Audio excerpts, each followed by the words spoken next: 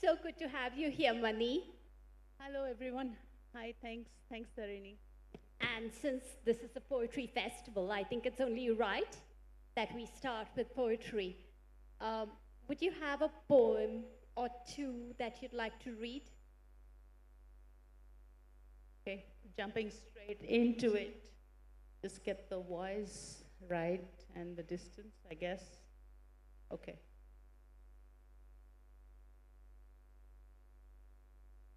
Are you ready? Okay.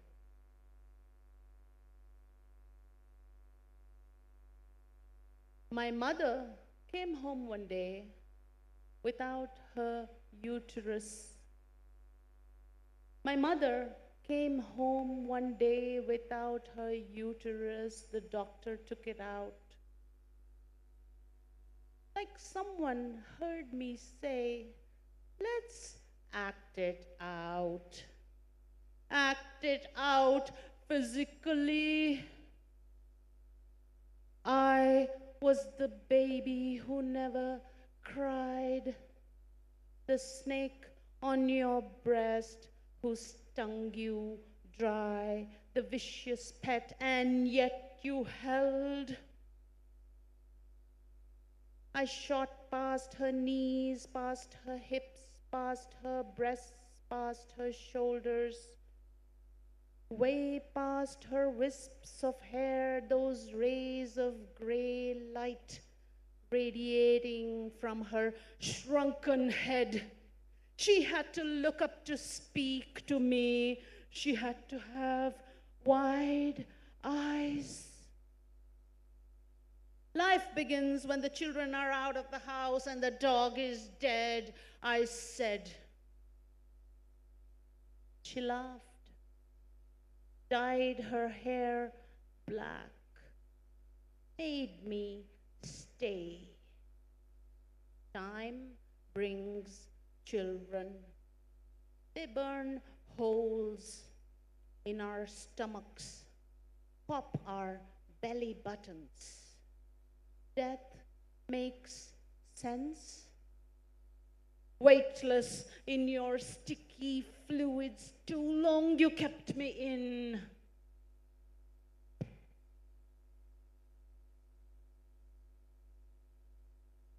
That was exquisite, and it's one of my favorite poems in this collection, which brings me to the collection, so that you know it's a marvel. Let's begin with the most obvious question, the title. What do you want the reader to know? Come on, Dharini. Well, obviously, I want them to know the poems. And also, I guess if I knew what they want them to know, I wouldn't have written the poems. So I guess so that you know that I know that you know that I know that you know that I know. I get the drift. And I think that answers my question, which brings me really to my next question. This is a vast body of work spanning almost 3 decades of writing. For one of the joys of holding a book that is this vast is that we get to perceive shifts in the writer's relationship with writing. When I read your book at one go, what struck me was that while the formal aesthetic quality of your poems didn't shift significantly, they remained spare, they remained taut. What did shift was the texture. While the early poems are restless, the later poems get almost meditative.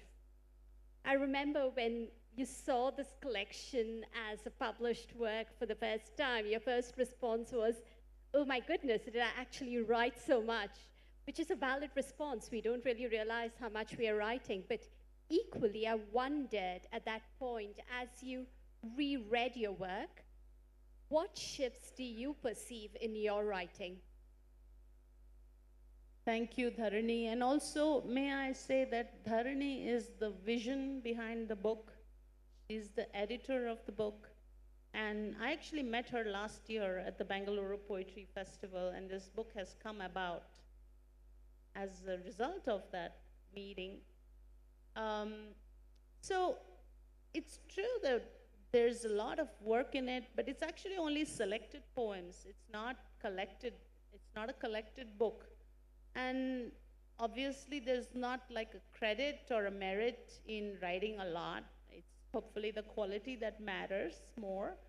Um, Speaking of the shifts, again, myself, I'm not in a position to remark accurately, I suppose, but I can give you a perspective.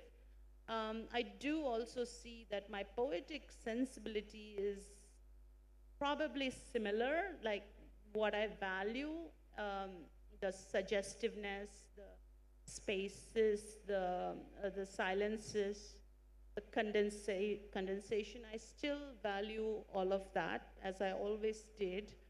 Um, but I think maybe the topics have changed. Or rather, I'm a little bit more conscious of the topics now. I seem to be writing to specific themes and points, and whereas some of the earlier work is a little bit more subconscious, um, sometimes I don't know that I'm writing it, and then I realize it after I read it, that that's what I was doing. Whereas now it's a lot more intentional. And speaking of that, would you like to read two of your more recent poems? And they happen to be two poems I like very much. They are verso recto in the book: This Marriage and That Marriage. Oh, those. Those. Okay. So they are very short poems. This marriage. Dharini asked me, "What is this about?" And I said, "This marriage. This marriage. It's not too cold, I know. It's not too cold, I know. But I had nowhere else to keep this overcoat. All my suitcases were full, and my closet overcrowded. So I just let it sit. It sit upon my shoulders." Thank you. And that marriage now, or that marriage, that marriage, a haunted house, afraid to die, echoes hold. Should the poem end there? The happy prince returns on the radio. Swallow, little swallow. Will you not stay with me one night longer?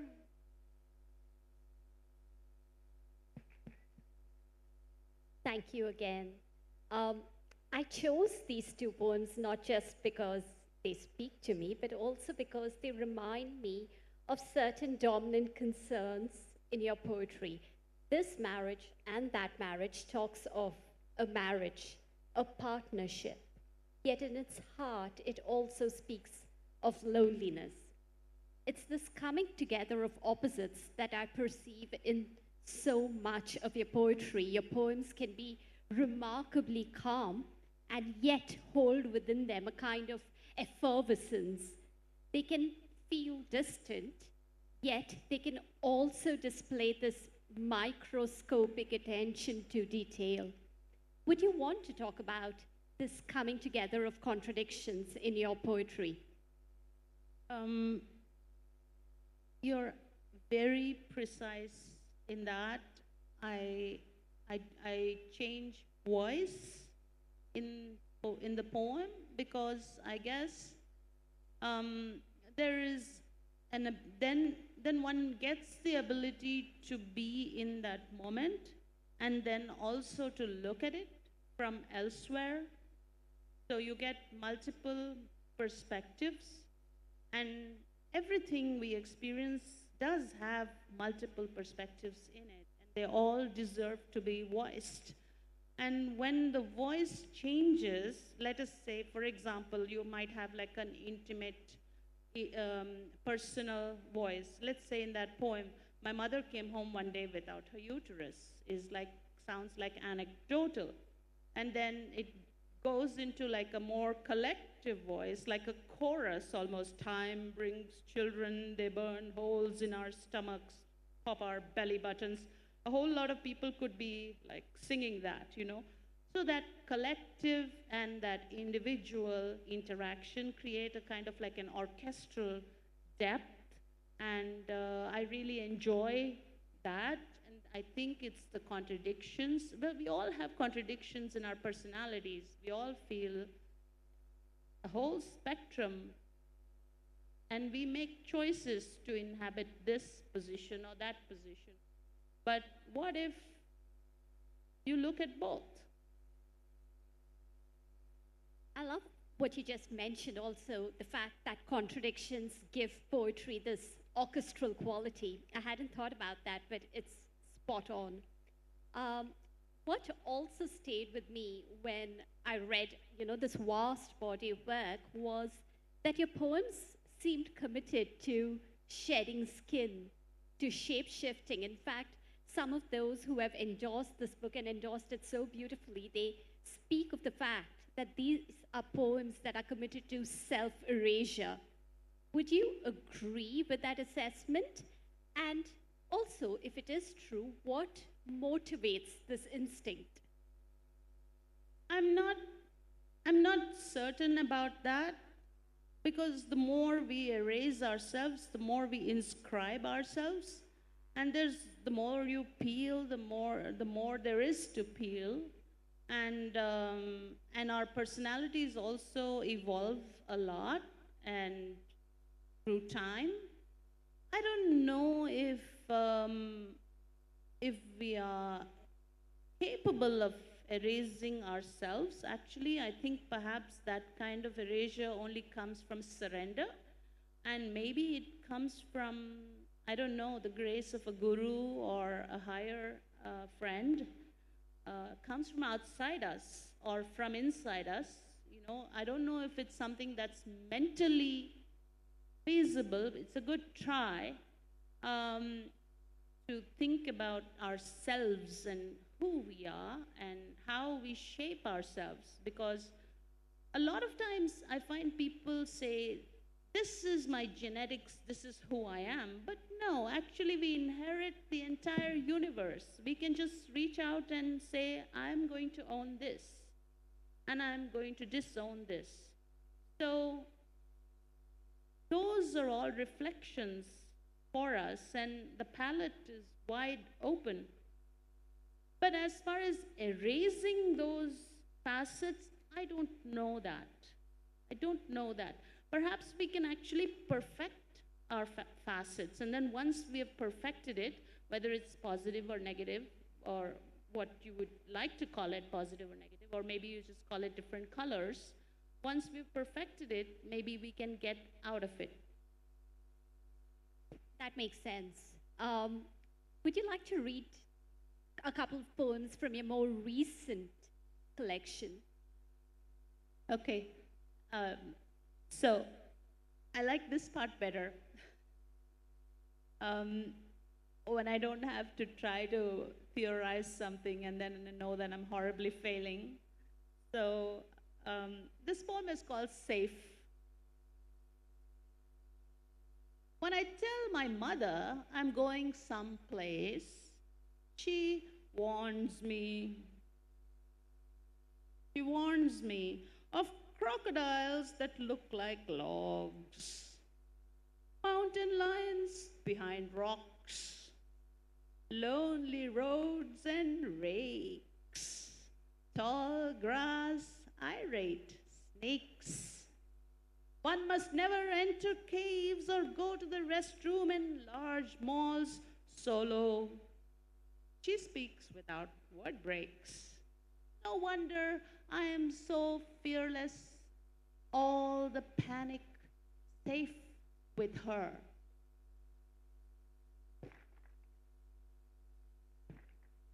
One more? Yeah. Thank you. Yeah, that's the one. Please, if you would help with some notes. So this poem is called Just Looking. Obviously, I would be looking.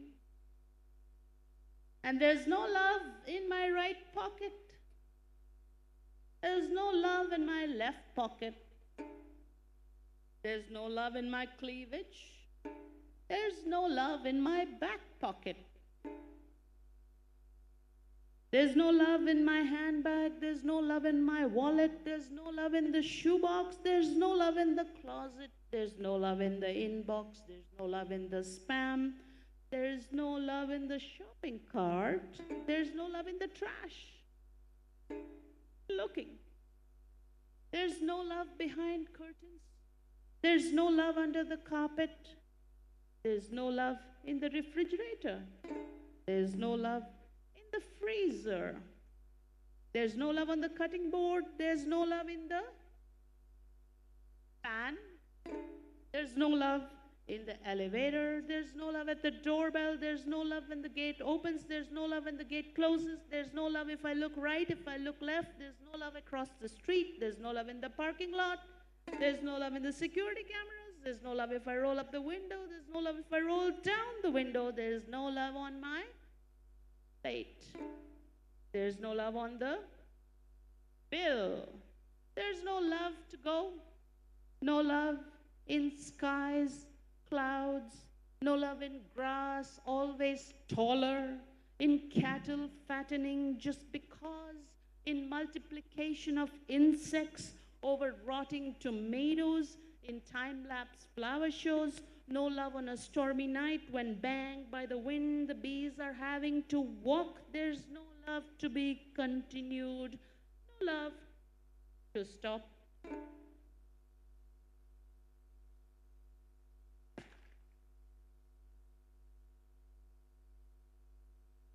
That was so much fun, but I've always admired the way you articulate your poems, which brings me to something I've always wished to ask you. So, a background. I was introduced to Mani Rao's poetry almost 2 decades ago, and I was in awe then, and I remain in awe now. And what stayed with me over this vast period of time is the fact that even though your poems may approach subjects that are dark and full of dismay, in their heart, they remain deeply playful. Is this a philosophy you hold close? Okay, well, I guess, of course, you're going to comment on what troubles you. But if you can't laugh at it, you probably deserve it. You have to laugh at it.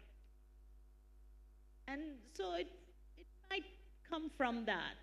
You have to laugh at yourself. You laugh at whatever situation. It's comic. Everything seems so funny. In fact, my brother, who's somewhere in the audience, tells me I should write a funny novel one day. He's the one person who actually has tears rolling down his eyes when I do a spoof at home. But yeah, that's about it. And there are entire collections that are committed to this kind of jauntiness. For instance, the one that strikes me immediately that forms an entire segment here is Sing to Me. And out there, you approach Greek myths, but you do not approach them with a heavy hand. Rather, there's mischief when you approach them. Tell me about your relationship with Greek mythology, but also what made you retell myths with your tongue firmly in cheek? Well, I love mythology, and I really enjoy reimagining them. And obviously, the pomposity of the gods.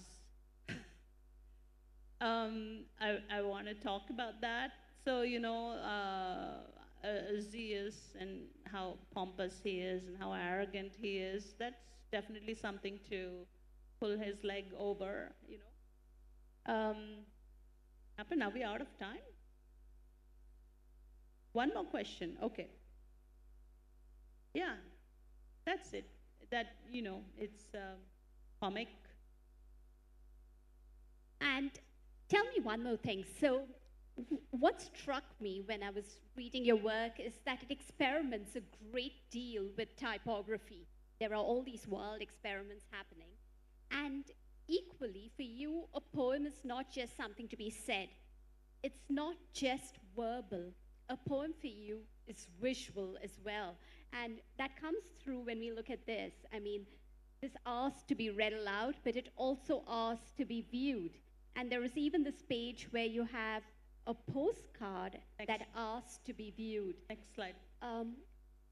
Just show the 4 slides, 1, 2, 3, 4. So you're right, in this book, there is like a representation of some of the installations that I've done. There are pictures of postcards with poems on them. Maybe the next slide. That earlier one was an installation at the Hong Kong Arts Center called The Writing on the Wall, and that was graffiti on the walls of the atrium. This is an exact replica of Living Shadows, one of my earlier books.